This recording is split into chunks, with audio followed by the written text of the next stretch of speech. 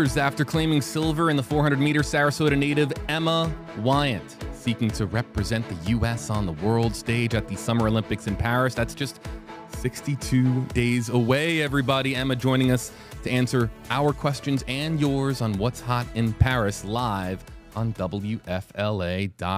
Hello there to you folks, back here from the Stream Center once again with three-time Olympic gold medalist, local legend, Brooke Bennett. We'll hit the applause button for Brooke because Brooke is our interview expert, you guys. And of course, being joined by a new friendly face, but really no stranger to those of you, especially in the Tampa Bay area. Emma Weyant is joining us are you joining us from UF, Emma? Yeah, I'm out here in Gainesville. We're counting down the days till we're headed to Indy. It's pretty incredible because Indy and the Olympic swimming trials getting really close, everybody. We're going to be monitoring your questions, your comments coming in on the WFLA Facebook page. But Brooke, I know that you have many questions to ask Emma as we get started here on What's Hot in Paris. I do. And Emma, thank you for taking the time out of your training. I know how important these last few days are before you head up. It's like fine tuning every little thing. So we appreciate it. Thank you for letting me nerd out a little bit. Let's go first on, we'll get into the history and you being a local and giving us a reason to watch, going into the Olympics and all that kind of stuff. But let's hit on the pool first, because you're just less than 2 weeks away going up to Indianapolis. And we've seen a lot. For those of you that don't know, the temporary pools are a big thing. So for I think 3 Olympic trials, they were in Omaha, Nebraska. And then now they're building a pool. I've been watching it in social media as they're structuring Lucas Oil Field, where the Indianapolis Colts call home. And they're putting 3 Olympic-sized pools, one being the main competition pool. Are you excited just to before you compete? Are you excited to just see this come like into vision? Yeah, I mean, picturing this is really just unreal, especially coming from 2021 when there was no fans at all because of COVID. It was limited fans actually, but I think this will definitely be the biggest crowd any of us have swum in front of, and definitely the biggest pool. Right. I mean, that's a whole nother conversation, because I think so many of us feel like COVID was, so many decades ago, when actuality, it was really only 3 years ago. So, I mean, college meets, things like that. I mean, granted, we all watched you compete in Tokyo, but having the fans there, are you going to prepare to use that to your advantage versus, it's your teammates, and now you have something like 30,000 fans that can be there watching you? Does that make you nervous, or does that excite you? I definitely think it brings the energy a little bit more. Obviously, I know the people who are in the stands like cheering for me. I'm always going to hear my mom in the stands, but I think it's going to be really exciting and just bring a whole nother level of energy. That's awesome. So you brought up mom. So let's kind of backtrack then. I think this is a good opportunity. So you grew up in Sarasota. You told me that it's always been swimming, that you have 3 sisters. So why did your parents want to get you into swimming? And then you got into it, your sisters kind of gravitated, but when did all of this Olympic hopeful dream kind of come into play? Yeah, I think as soon as we were in Sarasota, my parents really pushed all of my sisters and I into getting involved in something. And for me, that was swimming. And I started at the Sarasota Sharks in Sarasota. And I swam there for 13 years with Brent Arkey. And I had a great club career. It was amazing. I got to swim with my younger sister, Gracie. And I think it wasn't really till probably the junior year of high school that I really thought, like, this could be something bigger. I could set my goals higher. And I think those 2 years leading into 2021 were the biggest shift in training and preparation for me. And I think that set me up really well to have a good trials and following Olympics. All right, so let's talk about Gracie, because you did transfer to University of Florida going into your sophomore year, and now she's going to be joining you. So, I mean, we're on the family thing where, we're born and raised here in Florida. Me too. So I feel like we're kind of connected. What is that going to be like? I mean, did you have some nudge to her to say, hey, come up here? Was she looking at other schools? She definitely had her own process. You know how recruiting goes with college coaches and everything like that. But I grew up swimming with her, and she really is like my best friend in and out of the pool. So I'm just really lucky to get to swim at least one more year with her. And I Mhm. know that's going to be really special for the both of us, and my family. That's awesome. All right. So last week I saw you posted up on social media. So not only are you training, right? You've got this full plate. You have aspirations of qualifying for your second Olympics, and then all of a sudden you're in a full load of classes, and even with your transfer, you were able to graduate. So what does that break the intensity of the training that you can still keep that schedule going? And then how do you time management all of that stuff? Yeah, I think the transition into balancing like the academics and swimming at the college level, especially here at UF, they give you so many resources to succeed in both that it's kind of like an expectation. But I think that really helps and translates over to swimming in a good way. And it kind of serves as like a distraction from like the big end of the summer meet. Like we have dual meets throughout the year. And I think it makes it a lot more fun and less stressful just heading into Olympic trials. What'd you graduate with? I graduated with a poli-sci degree, and then next year I'll be applying to law school. Really? Law school. Yeah, Okay. yeah. So what does that, I mean, that's a whole another avenue before we really get on the training and stuff like that. So are you just focused on this and then you're going to tackle the law school, avenue? Is there swimming in your future? Like what do we foresee before we really get into what the next 70 days of your life are going to be like? Yeah, everyone who I've kind of talked through this with is kind of just led me down the path of like swimming's going to be only for so long, so like why not swim as long as you can? I don't think I'm gonna cross the two over. That sounds like a little bit too much, but I think it'll be nice to transition into something that, is just like as intense, but in a different way. Gotcha. All right, so we know you transferred. I just mentioned that you made the decision to transfer. So going through the recruiting process at first, UVA was your choice. You spent your freshman year up there. I am going to bring up because I would not be doing justice if this interview to say that your freshman year was had some challenges to it as an athlete that we're not all faced in, and you were the silver medalist at the NC2As in the 500 freestyle, but I will come out and say that you were my champion. Through going through all of that, what was that experience like, and how do you think just getting through that freshman year aided to your ability to really face all challenges in your swimming career? Yeah, I think everyone goes into their freshman year of college just dealing with like a whole overwhelming mess. And there's definitely bumps in the road through my freshman year, but coming out of that, which led to my transfer, is just prioritizing what helped me the most, what was important to my family, and to my swimming career. And ultimately, that led me back to Florida, and I couldn't be happier to be back here.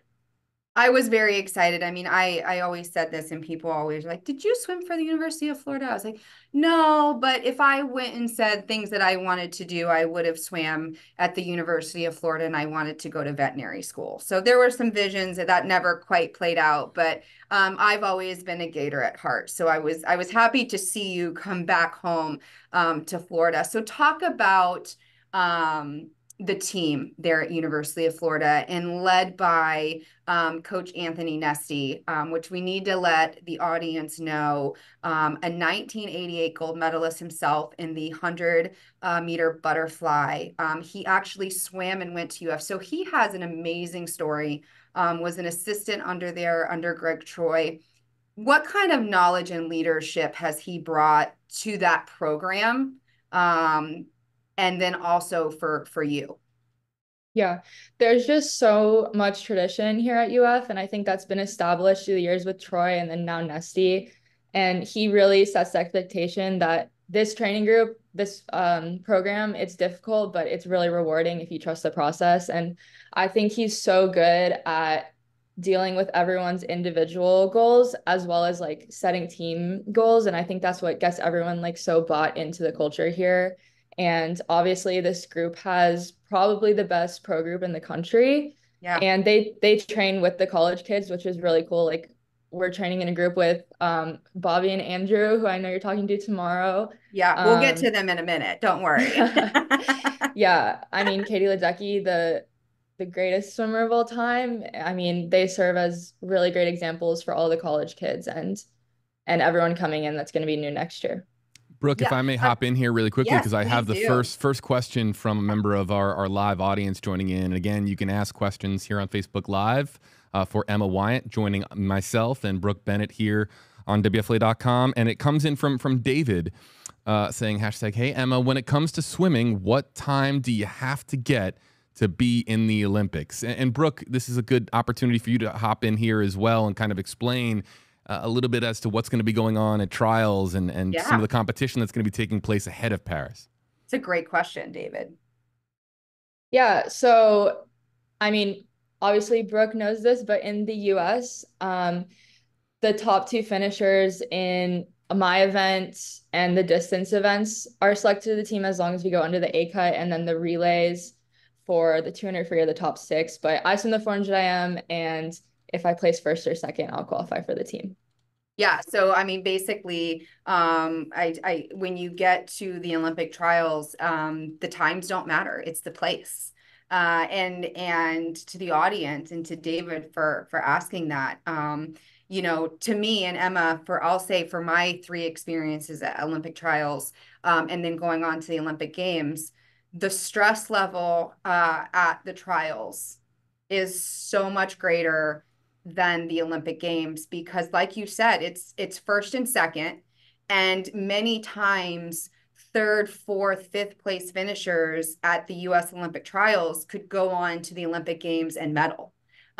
So when you go into a meet where it's totally performance, and you know it's about getting your hand on the wall first, how do you prepare? I mean, we all have our little, you know, traditions and superstitions. You know, how do you prepare to handle that stress that you're going to experience for that week? Yeah, I 1000% agree with you that trials is probably the most stressful event that a swimmer can compete in. And I think for me, what I really learned last time is to kind of like block out all the surrounding noise, and really just focus on yourself and your race. And especially in the 400 where there's so many variables, I think it's really easy to get lost in what your competitors might be doing. But I think for me, it was just really sticking to what my coaches and I had talked about. Yeah. So let's talk about your event load, and then we'll break it down a little bit more. So you're going to swim a total of 5 events. Yep. 200 IM, 400 IM, 200 free, 400 free, and the 200 breast. And you were excited because you were not swimming the 800 and the mile anymore. And that hurt my feelings, Emma. It hurt my feelings a little bit, okay? However, I did give you the story of my 400 IM experience, that I did swim at my first Olympic trials. I have a horrible breaststroke. So when I swam 400 IM, it was all about the fly in the back and then the freestyle. So obviously, if you're swimming the 200 breaststroke, you got a strong breaststroke. We know that. What is don't give us all your secrets, because if your competitors are watching, we don't want them to know what you're going to be doing. But how do you approach the 400 IM? Because it is claimed to be, I think, one of the most challenging and toughest races to race, because you have all 4 strokes that you have to be somewhat decent at. You can't really have a horrible one. Yeah, I think the past, I don't know, 2, 3 years, fly has definitely been notoriously my weakest stroke. Luckily, it comes first in the 400 IM, so it gets over quickly. And Nessie, being a flyer, he was like, we need to fix this. So as soon as I got to Florida, I was put in the fly pole group. So I've done a lot of that, and it's gotten better. It's not quite on par with the breast and the free maybe, but I've always been a back half swimmer, and I think the 400 IM especially. And I think for me, it used to be stressful. Like if I'm 8th at the 200, like I need to trust in the back half of my race to get me there. And obviously freestyle, University of Florida is known for that. And that's the finisher, and that's what everyone's good at. All right, superstitions. JB, do you remember us talking about this? I'll put you on the spot here. When we talked about the 4 songs that I listened to before I raced. Yeah, I Do love you this remember question. one of the 4? I do. It was Thunderstruck by AC/DC, and then Yeah. I remember just being the one that I think Thunderstruck by AC/DC is on a lot of pump up lists, but the one that got me, Emma, I couldn't believe. I don't even know. You ever heard of the A-Team? She probably doesn't know that. Yeah, it's like the opening theme song that Brooke would listen to get ramped up. What are your tunes? What are you listening to to get revved up? I am the biggest Taylor Swift fan, and my sisters are as well. That's pretty much all I'm listening to. And it always has been. We went to her concert in Tampa, and we're going back in Miami, so that's always on my playlist. I hope that Taylor Swift watches this and that we can get her to whatever everybody does. I don't know. Do we say tweet? Do we say tick? I don't know. I'm on all of them, but I don't know which is the most popular. But hopefully, Taylor, if you're watching, Emma's a huge fan. Root for her at trials and then on to Paris. So that's awesome. I want to ask the back end of this question, because we talk about how we've talked about on previous streams, Brooke, how swimmers get ramped up and ready for competition, right? Music is often a big part of that. Emma, I'm going to ask you the 180 on this. When you need to decompress, when you need to relax and take your mind off the pool and just, channel a different energy, what are some of the things that you're doing in your downtime to just kind of, relax a bit? Yeah, I mean, I've grown up in Florida, so the beach has always been probably the most relaxing place I can be at. Here in Gainesville, the weather's always really nice, so just being out by any body of water has really been like calming for me. But I think the biggest thing, especially at meets, is just staying off of social media, especially today, because it's really just serving as a distraction for me and everyone else. Brooke, you didn't really have to worry too much about social media when you were competing. No, and I always said that I was very lucky because everybody had to tune in to their television, or people still went to the paper box. And so that, I mean, you bring up a good point. And I mean, we can go back to everything that you experienced. And I even saw stuff popping up this week where, your fan club and how you handled things your freshman year. Do you just completely shut those apps off of your phone? Because sometimes it's like, oh, I just need a break, but then you want to look, but then you don't, is it your sisters? After a bad race, I mean, obviously we have to talk to our coaches, but who is it that can cheer you back up and allow you to focus on that next swim? Yeah, I would say my sister Gracie is always like the easiest person to talk to, just because she understands it a bit more than everyone else, like what it means to have a bad race, things like that. But I think as for social media, for me personally, it was just like turning it off, muting everything, not getting like the notifications flowing in at all times has really helped me.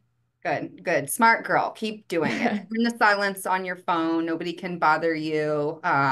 We'll do the fan club and the cheering here for you through trials and all of that kind of stuff. So we talked a little bit in the live broadcast about the difference between preparing and the fans being in the audience and stuff. Do you feel there's a target on you now as the silver medalist coming out of Tokyo? Do you feel like there's more pressure, or are you able to sideline that and just focus on what you love to do? I think last year I put a lot of pressure on myself just because I've had kind of an up and down 2 years in between Tokyo and now. And I think this year I kind of learned to like, this is a new part of my career. I did have the experience and I know what it takes to get here. And I think I've looked at this in more of a positive light. So obviously there's still going to be pressure, especially because Tokyo is probably the best race I've had in the 400 IM, but I'm just really excited to see how the new training at UF and everything plays out in a few weeks. Let's talk about that training group and Florida just being that dominant group of pros. Caleb Dressel is one. Katie Ledecky, who obviously have had the media attention and everything on them. Have you watched them from the side and kind of seen how they handle it all? I mean, I read an article that just came out, I believe, a week ago on Caleb, because he had to take that time away. And one of the things that I loved is he said, "I'm human." And that's so great. So have they given you any insight, or have you just watched at, kind of a distance to see how they handle everything? Yeah, like I said, one of the most special things here is that all these pros are training with us every day, and they're very like open and honest with anything that you might have with them. And Katie was texting all of us during NCAA's, like keeping us up to date with like our relay splits and everything. Like she's totally invested in the team, and obviously we're so invested in her career. And it's a really good balance between them because we can learn from them, and I think we keep the energy up for them during training. So Emma, Right. if you got a text, you're talking about texting Katie. If you happen to get a text from Taylor Swift right before a race, would you be able to focus? Would you be able to like keep your cool? Like, hey, Oh man. like, hey, Emma, I'm watching you. Would you be able to like focus in on the race? Oh man, I mean that would be unreal. I think my sisters would be freaking out too, but obviously that would serve as like a little bit extra motivation there. That's We really just cool. need somebody to dress up like Taylor Swift and show up to trials and be, instead of like, what is it, the Swifties, we need to be like the Emma fans, right? Really quickly, we have another comment that just came in. It's just a really simple one. It's coming in from Barbara Wiedek, and she says, let's see if we can animate it here on screen. Barbara says, "Good luck on your journey." You got a lot of people cheering you on in the Tampa Bay area, really across the state of Florida, Emma, and of course across the country. What does that mean to you? Yeah, like last time when I was in Tokyo, like the support was unreal, and I felt so fortunate to have like grown up in a place that not only has followed my journey, but they've been like such a big part of it ever since I started swimming at age 9 in Sarasota. And I'm just so lucky to come from a place that cares about their athletes and their community so much. So two others that are going to be joining JB and I tomorrow are two of your teammates. So Bobby Fink, who is from the Clearwater area, and then incoming freshman to UF was Andrew Taylor this year. And so again, like I say all the time when it comes around to the Olympics, we would be amazed. Like it's amazing to know how many great athletes, not just in swimming, but across the board, who will compete at their trials, at their sports, and then go on to Paris. And so I'm just grateful that I get to follow this journey and, bring the audience in for you. But since we're going to have them on our podcast tomorrow, is there anything that you would want to tell us about either one of them that maybe they wouldn't say? I like where Brooke's going with this. But be careful, Emma, because I'm going to ask them the same question tomorrow. So if they're watching, um, anything that you can, I mean, I have pictures of Andrew that I shared with you that we'll put up tomorrow. So, because I've known Andrew for a number of years and saw him grow up, but anything that you can share with us about his freshman year coming into UF. Yeah, I mean, I grew up swimming with Andrew a little bit too. He was from Tampa, Clearwater, and Sarasota. Yep. We were always at meets together, and same with Bobby. But I mean, Andrew really had like a standout year this year. I think maybe people didn't expect that from him, but he's training with Bobby every day, who's probably the best distance swimmer we have, and the best distance group is here. Um, you should ask them who the best kicker on the team is, though. Oh, that's a good question. I need to make that in my notes. Who's the best kicker? Because I feel like there's going to be a little bit of like tension and animosity in the room tomorrow, right? Is that what you're leading to? Yeah, I mean, Okay. um, I think the three of us are always competing on kick sets, so they're gonna Oh, have different answers. okay. Are you the best kicker, Emma? Be honest Free with us. Don't be shy. Don't hold back. If you're the best, you tell us. freestyle kick, yes. I love it. Yes, you go, girl. Girl power on that one. Awesome. Emma, anything else you want to add for us? I mean, I thank you for taking the time. I'm obviously excited to see your journey in a couple of weeks. We would love it if there's time in your schedule that maybe we can pop in with you before you head over to Paris. But any last minute tidbits, anything that you would like to let the audience know, or something that we can do? We know it's Taylor Swift, so we can bombard you with mentions on Taylor Swift through social media on all positive, good stuff. But is there anything else that you would like the audience to know for you as you take these final few days into trials, and then we'll flip the page once we're done with trials, and we'll flip the page and we'll go into that next. We can't go to the next chapter yet. I always like it when, people will always go, well, what are you doing in focus? Well, no. Yes, Emma is a strong shot. She's going to have a great race. I want to think that way. But as the athlete, I know you're only in this chapter and you won't focus on the next chapter until you finish this one. But anything you need us to do as your fans? Yeah, I mean, thank you. It was so cool, like getting to this with you, especially like you've been a role model to me, and obviously Andrew and Bobby. But I mean, just knowing that there's so much support where I come from and where you come from is awesome in the swimming community that doesn't always have like a huge spotlight at all times.